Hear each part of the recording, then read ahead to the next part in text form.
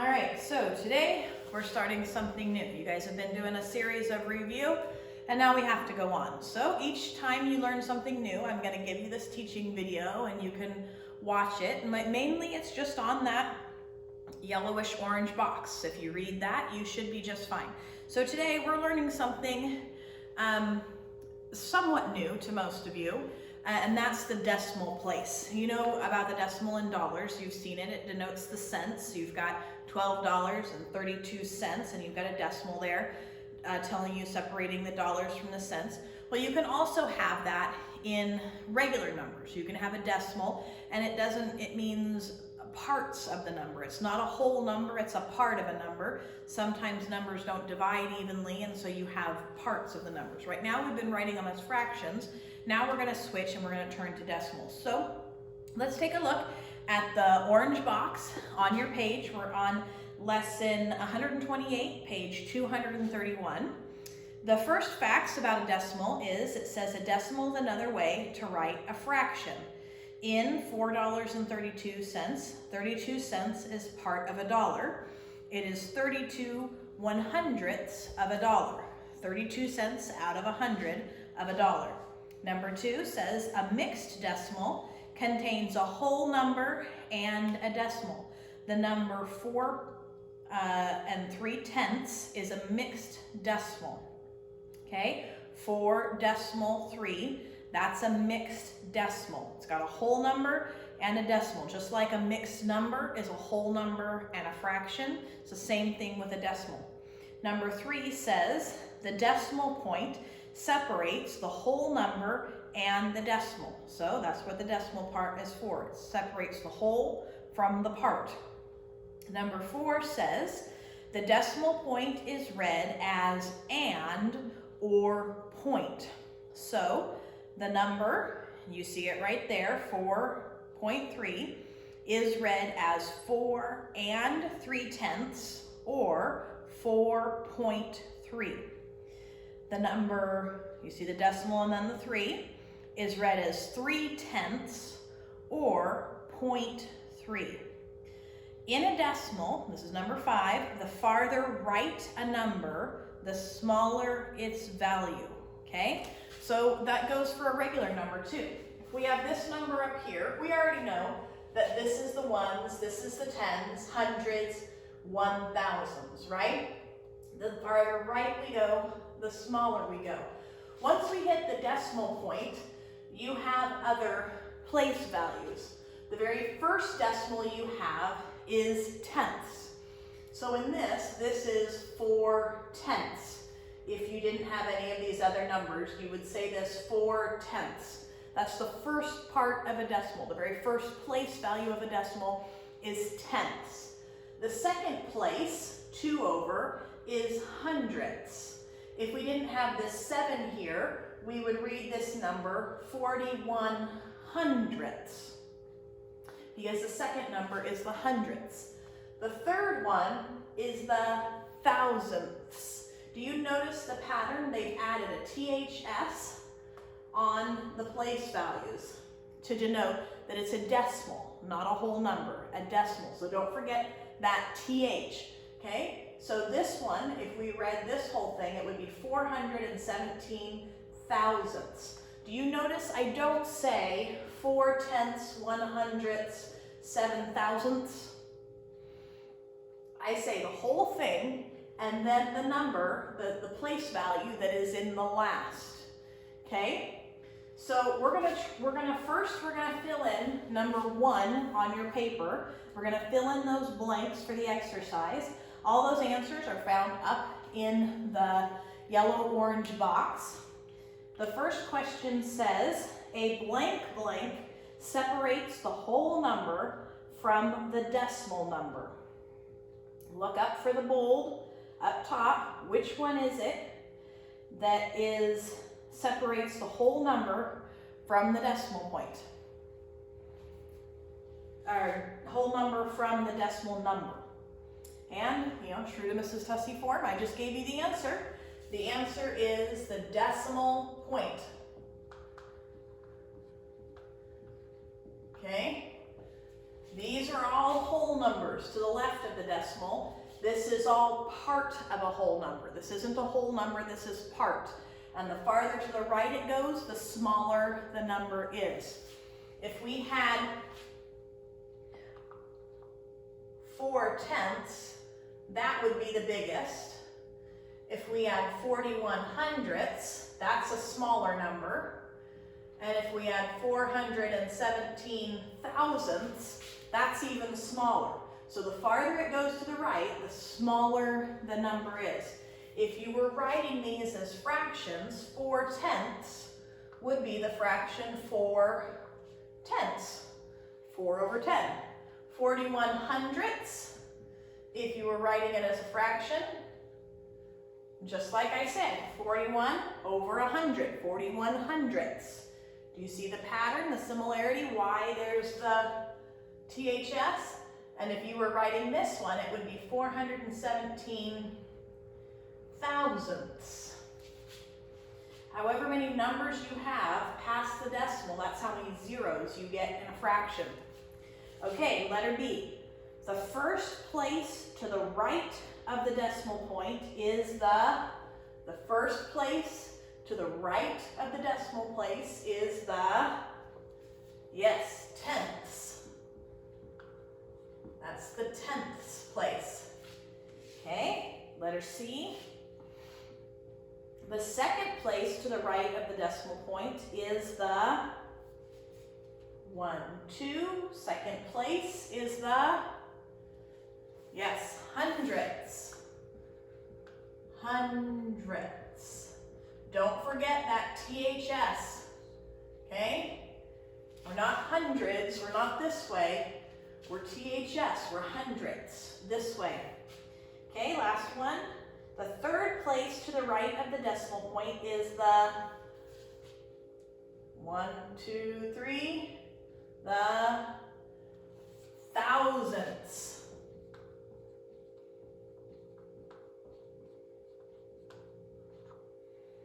Thousandths. So we've got tenths, hundredths, thousandths. Say it again. Tenths, hundredths, thousandths. Now in this next one, exercise 2, we're supposed to read these decimals and circle the digit in the tenths place. Which one is the tenths? It's the first one after the decimal, the tenths. So we're going to circle the first one after the decimal in these numbers, but we're also going to say what the numbers are. Now here I need you, I know it's going to feel weird to participate when I'm not there and you're all alone, but I need you to say the decimals after me. I'm going to give you a chance to try saying it, and I really would encourage you to try saying it. And then when I say it with me, and then say it after me, so that you can practice saying it yourself, because this is important. You're going to need this, especially next year when we get into even more stuff in the level 5 curriculum. Okay, so number 2, the first one is a decimal and a 3. Okay, this 3 is in the tenths place. So try saying this one. How would we say this number right here? You give it a try. Okay. So we're going to say this number 3/10. 3/10. If you got it wrong, please try to say it correctly now. Okay, now the directions also say we need to circle the number that's in the tenths place. That would be this 3 right here. It's in the tenths place, one after. Okay, letter B. Now we have decimal point and a 3 and an 8. Remember, we say the place value that's for the last number. 1, 2, 1, 2. So this is in the hundredths place. Okay, so give it a try. Try and say this one. See what you think this one should be read as. Okay, so this one should be read as 38 hundredths. We say the whole thing together, the whole number we see, and then we say the place value that it comes in. 38 hundredths. Okay, now you say it. Good job. Now our second direction is we're supposed to be circling the number in the tenths place. This is hundredths, this is tenths, so we're going to be circling this 3. This 3 is in the tenths place. All right, now we're going on to C. We have a decimal and 621. Okay, remember we're looking at the last number. The last number is in the thousandths place. So you're going to read the whole number you see, and you're going to add thousandths to it. Give it a try now. Okay, so the correct way to say this one is 621 thousandths. 621 thousandths. Go ahead, you say it. Okay, and our second part of our directions is we're supposed to circle the digit that's in the tenths place. Do you remember which one is the tenths place? The one right next to the decimal. Tenths, hundredths, thousandths. Okay, D. We have a decimal, 579. Our last number is in the thousandths place. So we read the whole number and we add the word thousandths at the end. Go ahead and try it. Okay, so you're going to say this number, 579 thousandths. We read the whole number and then say thousandths because it's in the last one's in the thousands. 579 thousandths. Go ahead and say it correctly now if you mispronounced it.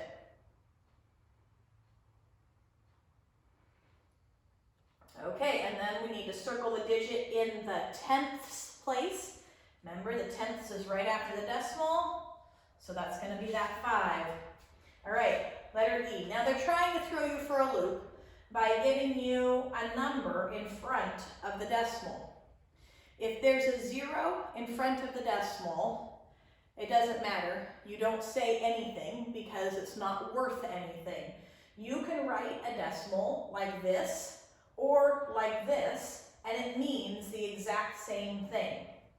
I could easily put a 0 in front of this one up here, and I would still say it 3/10 because this 0 means nothing. Either way, writing is correct, but you don't say anything when there's a 0 in front because it's worth nothing. So we're going to read this one. This 6 is in what place? The first one, which is the tenths.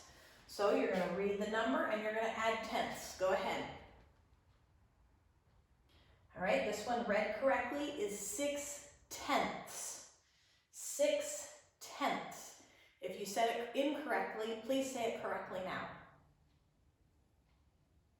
All right, in the second part of our directions, say we're supposed to circle the digit in the tenths place. That's this 6. It is in the tenths place. All right, over to F. They're trying to throw you off again. They have the 0 in front. The 0 in front means nothing. You say nothing. It's not worth anything. So we look at just the 42. The 2 is in the second place. That would be the hundredths. So we're going to put hundredths after this. So you're going to say this one out loud right now. Okay, that one is said 42 hundredths. 42 hundredths. If you didn't say it correctly the first time, go ahead and say it correctly now. All right, so this one, where second part of our directions is circling the tenths place. That would be this 4, right after the decimal. All right, G, they've got the 0. Remember, it's worth nothing, you say nothing. And we've got decimal 731. This one goes all the way into the thousandths place. So we're going to read the whole number, and then we're going to say thousandths. Go ahead. All right, you should have said that one, 731 thousandths. 731 thousandths. If you didn't say it correctly, go ahead and say it correctly now. Very good. And now we are circling again the tenths place. That would be this 7 right here. All right, last one. Here's something new. There's more than just a 0 in front of the decimal. And any number that's in front of the decimal is just a regular number. We're used to this. If we had this 12 without the decimal and the 6 too, we would just say 12, right? And that's exactly how you say it when you have a mixed decimal. When you have a whole number and a decimal, you say the number out front as you would any other number that's before a decimal. So you would say 12. Remember, we read this decimal as and. So when you have a decimal, you're going to say and. So this is 12 and then you have the 62 at the end. Which place is the 62 in? It's in the hundredths. So try reading this number with the hints I've given you, adding the decimal, and then we'll see if you got it right.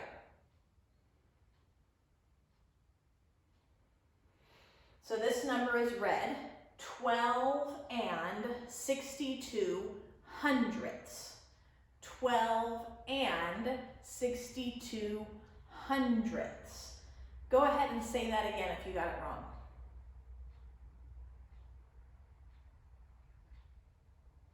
Very good. Again, we need to circle the number in the tenths place. We're not going tens place. We need tenths place. So we're circling the number that comes right to the right of the decimal. That's 6. Now we're going to go on to number 3. On number 3, they have a list of decimals and mixed decimals, and then they have written out what they're supposed to say. Over here it says 4 tenths, 3 thousandths, 3 8 tenths, 7 tenths, 38 hundredths, 24 hundredths, 6 2 tenths. Now remember, if you have a mixed decimal, you read that decimal as and, okay?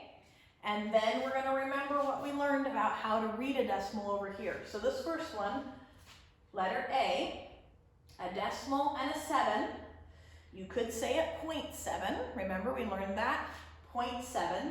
But which one is it over here? The 7 is in which place? It's in the tenths place. So which one of these is going to give us the correct answer? The correct answer is 7 tenths. So you're going to draw a line from letter A to the words that say 7 tenths. All right, let's look at the next one, B. We've got 0.4. Which place value is this 4 in? Is it in the tenths, the hundredths, or the thousandths? It's in the tenths. Which one of these words let us know what that number is? How would we read that number? Very good. 4 tenths. So we're going to come over here and we're going to find the words that say 4 tenths. The top one right there, 4 tenths. Okay, this next one is tricky. This is a mixed decimal. We've got 6.2. Remember, that's a valid way to read that. You can read the decimal as a point, or you can read it as an and. What place is this 2 in? It's in the tenths, right? So which one of these is going to tell us this decimal right here? It's going to be 6 and 2 tenths. Which one says 6 and 2 tenths? That's going to be the very last one. Okay, we got another mixed decimal. We've got a 3.8. Remember, decimals read as and 8 is in which place? 8 is in the tenths. So which one of these words is going to match with this number? That's right, 3 and 8 tenths. Which one of those words says 3 and 8 tenths? Third one down. 3 and 8 tenths. All right, letter E, we've got 0.24. The 4 is the number we're going to read. 4 is in the hundredths place. 4 is in the hundredths place. So we're going to say the 24 and adding the hundredths. Which one of those words says that number? Yes, 24 hundredths. Second to the bottom one. It's not technically a straight line across in your book, but I didn't write it perfect. Okay, F, 0.38. Remember that 0 doesn't mean anything. You don't say anything for the 0. We've got a 3 and an 8. The 8 is in the hundredths place. Which one of these is going to be, you're going to say the whole thing, and you're going to say hundredths. Which one is that? Yes, it's 38 hundredths. So you're going to draw a line. This one's the third one from the bottom. And the last one is 0.003. This 3 is in what place value? All the way in the thousandths. There's no other numbers, so you just read it as 3 and add the thousandths. Which one is this one? Kind of easy, it's the last one. It's 3 thousandths. Second from the top, 3 thousandths.